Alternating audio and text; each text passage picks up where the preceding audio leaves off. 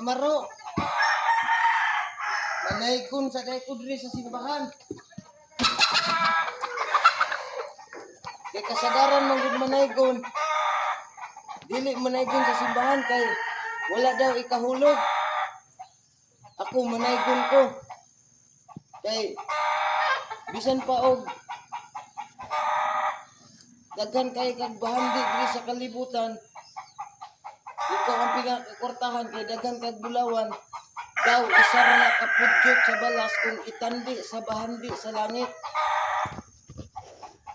Kasadyaning Pasko ha, bisan og wala kay kwarta, atulang ikatawa ang atong mga problema. Si nanay ug si tatay sa Pasko perting kalipay, nakadawat sila regalo, mga silina nga ukay-ukay.